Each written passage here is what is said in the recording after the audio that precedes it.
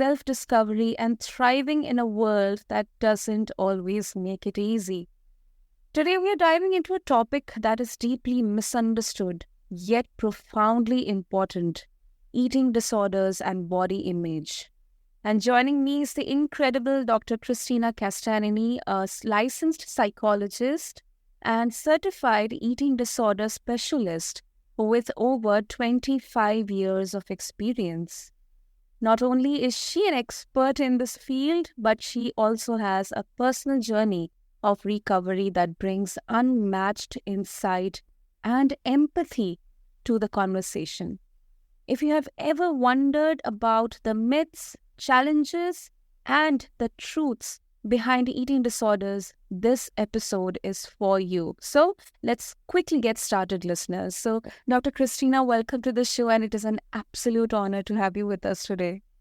Oh, thank you for having me. It's a really big pleasure to be here. Thank you. Lovely, Dr. Cristina. So before we dive deep into the topic, we would love to hear a little bit about your personal journey, which motivated you into exploring more about eating disorders and body image issues. Okay. So as you said in that wonderful intro, thank you. I come from two different positions. One is the personal, and then also the professional. So personally, I did have an eating disorder. I actually didn't know I had an eating disorder, and I think to your point where you said, they're very confusing and complex. I started young, feeling like I just did not like my body. There was several reasons, which, I won't go into, but started with, wanting to diet. And, I didn't realize that was like the first day that I was headed down the path to having an eating disorder. And it was about age 11. And it was from that point forward that I started manipulating my food and doing all sorts of things, from counting calories, restricting, purging, over-exercising, binging. I mean, you name it. I did so many things for years and years that I just thought I was failing at dieting. I just was like, how come I'm taking on all of these diets and programs that kept saying, hey, it's so easy. If you do this, you're going to get these results. And I could never get the results. Or if I did, they didn't last very long. So I thought it was me. Little did I know that I actually was so eating disordered. And back when I was going through that, there wasn't a lot of information on eating disorders. There certainly weren't eating disorder specialists. So thankfully, after some years, and it was a good majority of my youth, I was struggling with this. I did achieve recovery. And I knew I always wanted to be in the helping profession, but there was this myth in there that I still think it exists, that there's wounded warriors. So, especially in my field, I'd always heard, therapists, they always bring their own stuff into the room and they don't make it about their patients. And so I did not want to specialize or treat anyone who had an eating disorder because of my own history. That being said, it seemed like there was something that just made it so when patients would come in my office and I would screen them for, say, depression or something, and one of the symptoms for depression is appetite. You can have an increase or decrease. And when I would get to asking about that symptom, I remember very distinctly this one patient just started talking about the way she eats and how her relationship with food was. And I went, oh my gosh, that's not depression. And there was this moment where we just kind of locked eyes and she said something and I kept asking her questions. And it was like this moment of knowing for her where she didn't have to say anything else, because I just clued into the fact that she was really struggling with an eating disorder instead of depression.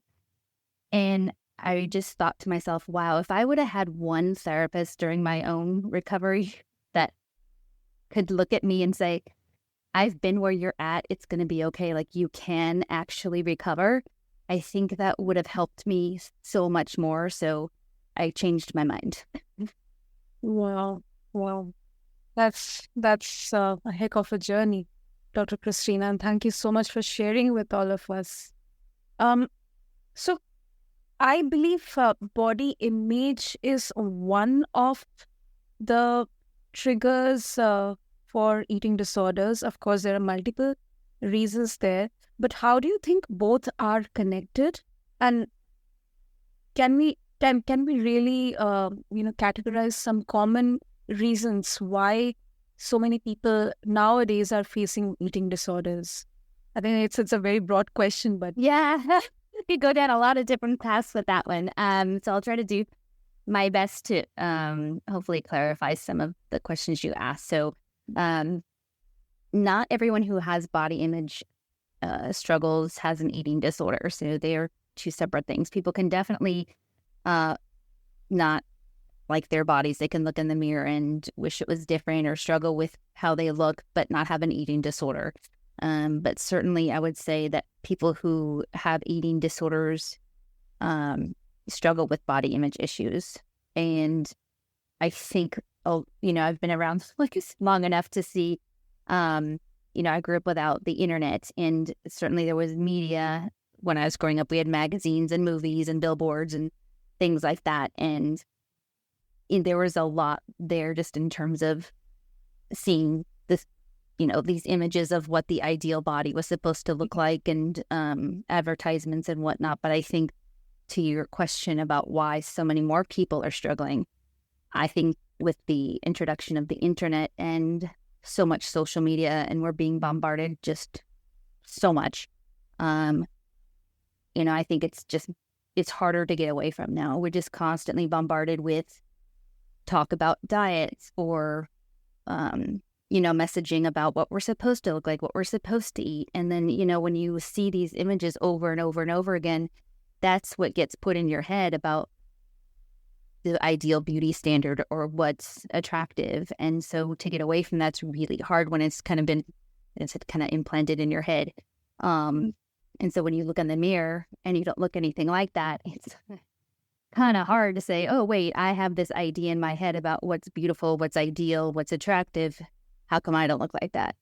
We're not seeing, various images of what's considered beautiful. And I think that's a lot of the problems. yeah. Well summarized, Doctor. Great. Now, why is working with an eating disorder specialist different from seeing a general licensed mental health professional? I think from listeners' perspective, would it therapy be just therapy, be it any specialist? So it's so interesting to me. So I worked at a hospital for 15 years, and I would often ask my colleagues in other departments, because they would just refer patients over to our department and say, hey, somebody needs mental health, they need therapy. And there was this assumption that, yes, we're generalists to a degree, but, I say, well, I don't just send a patient over, maybe they might go to the ER and get triaged into a department, or maybe they'll go see their primary care doctor. But, if the primary care doctor diagnoses them with a certain illness, they're going to send them to a specialist, right? So if you have cancer, say, you're not going to go to a podiatrist, right? Or if you're pregnant, you're not going to go see your urologist, right? You're going to go see an OBGYN. And, mental health is very much the same way. Not everybody is specialized to treat every illness the same. And certainly I have to just say that if somebody is not specialized in treating eating disorders, they can actually do more harm than good. Because when you have an eating disorder, there's a lot of triggers to what people say. And we live in a toxic diet culture, and a lot of what people say, even well-meaning people, loving people, the things they say can often trigger somebody with an eating disorder and make things worse. I'll give an example. And even I experienced this when I had my eating disorder. I remember one of my doctors says, wow, you look really healthy. And I went into a tailspin. I just went into restriction mode for the next 3 weeks, because to me, the word healthy meant I had gained weight. And I remember so many of my patients coming into my office just in panic attack mode or tears, just saying, oh my gosh, somebody told me I looked healthy, and I knew exactly why they were panicking. And I think that generalist, somebody who didn't know that would be like, why is that a problem? That's a good thing to say. Or they might even say it to themselves. Like they might say to their patient, wow, you look really healthy, and not know that that would devastate them. I agree with that. So, how valid is BMI as a measure of health?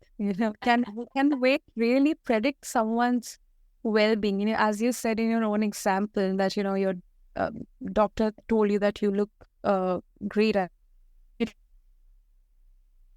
but the issues are very deeply ingrained. So, what would you say on that? Oh boy, that's a whole podcast. Oh gosh, I talk about this so much. I've been talking about it for years. I wish they would get rid of the BMI. It is it is such a bad measure of anything. It is an archaic statistic from the 1800s that has nothing at all to do with health. And if anything, it's shocking to me, people that don't know the history of it, and to even know it's used for denying people life insurance. And, at one point in time, the weights were even lowered. So like people who were in one BMI category, literally one day were in a higher BMI category and considered, quote unquote, unhealthy the next day. It's just beyond me. And, people who are like athletes, have a lot of muscle mass, they're considered in the quote unquote, unhealthy categories because they have a lot of muscle mass. So, let's get rid of the BMI, because you can't look at anybody and know their state of health. And it's surprising to me that people don't really think, maybe somebody who's restricting, say maybe they are really malnourished and they're over exercising and they're at risk for a cardiac problem. And they're in a really, our society would consider like a quote unquote healthy or attractive body, but they're genetically not meant to be in that size body. And they're literally like starving themselves. And many times, I'll call them out, like my medical doctor colleagues, because they don't get any training in eating disorders in medical school, might say something, oh, wow, you look great. And just ask like, how often are you exercising? What are you eating? And they might say, I exercise every day. I eat a lot of vegetables, whatever they say. Oh, keep up the good work. And I've experienced this myself. And I have patients and they're saying, see, I was told I was fine. And the problem is a lot of times even labs will come out normal, even when people are on the brink of like needing like emergency care. Their labs will give us a false sense that everything is quote unquote fine medically. So you can't look at somebody and know if they have a physical state of health that's, quote unquote, we consider healthy or not.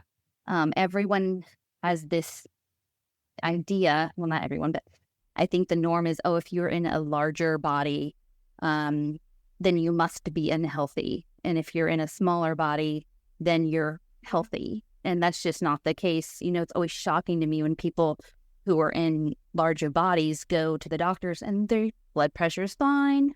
Or, they don't have any medical problems. They don't have diabetes. They don't have anything. And people, I don't understand. Because they're well, they're fine. Yes. And that's one of the biggest misconception. Even I totally agree with that. Okay, and this is really eye-opening, Dr. Cristina.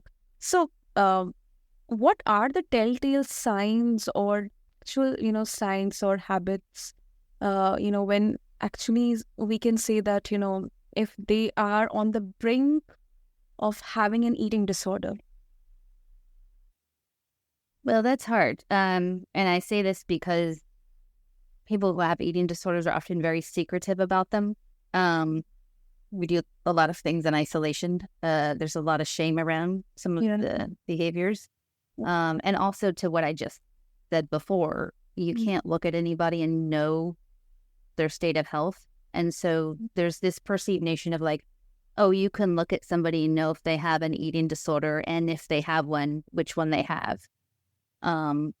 Certainly there's people of every shape and size that have every eating disorder. So we have people who we call atypical anorexia, which means, they're in a much larger body, but they have every diagnostic criteria for anorexia nervosa. And people are shocked by that. You cannot look at anybody and know anything. And I think that's harmful, because one of the things that a lot of people who have eating disorders even tell themselves is, oh, I'm not sick enough. I don't look like I have an eating disorder. And so they don't think they're sick. I certainly, like I shared before, I thought that myself. I can't have an eating disorder. I don't look like I have one. That's a problem. Wow, that is concerning. Okay, so do you think or what does it mean to fully recover from an eating disorder? Is it truly possible, or does it stay with someone forever? I love that you asked that. Yes, that is one of the biggest pet peeves I have hearing is everyone always told me, oh, you're going to always kind of have it in the rear view mirror of your life. It's always going to kind of be there. And I think that kept me from recovery for a long time. And I often hear people saying that, well, I'm only going to go so far and I'm always going to have to struggle with this, right? And I'm like, no, that's not true. I say, you weren't born with this, right? It's an illness. And it's the mindset. So if people truly believe they can fully recover, that's a very powerful mindset. We believe what we tell ourselves. And when you say what's full recovery, people don't have eating disorders. So it's how do I put this? I mean, I'm fully recovered, and I can say I know the difference now because, like, I work with people all day long, and I hear the struggle and the hell they're in. It's like I can eat something, and then I'm done. I don't think about it.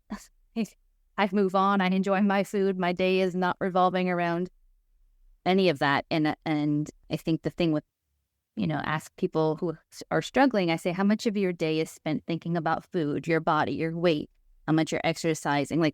Just consumed with all of these thoughts about food and body and all of this. And they say, oh gosh, like all day long, like 80-90% of my day. And the absence of that is when you're in full recovery. Your life doesn't revolve around all of that all of the time. Great, Dr. Cristina. And before we wrap up this brilliant and absolutely informative conversation, if our listeners, they want to explore about the crucial aspects on eating disorder and body image, how they can do that, how they can connect with you.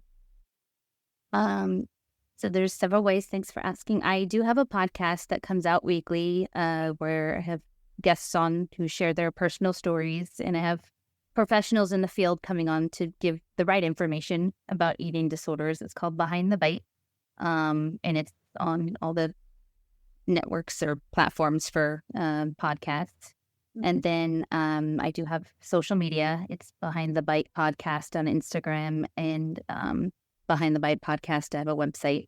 I love for people to reach out, DM me, ask questions. I formulate a lot of my podcast episodes based on what people ask. And, I am in California, so I do treatment in California, but I do provide coaching for people outside of that state. So if anyone wants coaching or is interested, they can reach out to me that way too. Lovely. We'll have all the details mentioned in the show notes for our listeners to connect with you, Dr. Cristina. Thank you so much for sharing your expertise, your journey, and also your deeply personal perspective with us. And really, really, it's a beacon of hope for anyone struggling with food, body image, or mental health, because all of these are interconnected with each other. So thank you so much for coming on the show today. Oh, thank you. You're doing great work. So thank you so much for having me. Appreciate it. And to our listeners, if today's conversation resonated with you or someone you know, don't hesitate to seek support or learn more from Dr. Castagnini's work. You can refer the show notes along with this episode on your favorite podcast platform. And as always, thank you to all of you for tuning into Pleasure Principles. I would like to say self-compassion is the ultimate foundation for a joyful, thriving life. Until next time, take care, be kind to yourself and others as well, and stay curious. Thank you.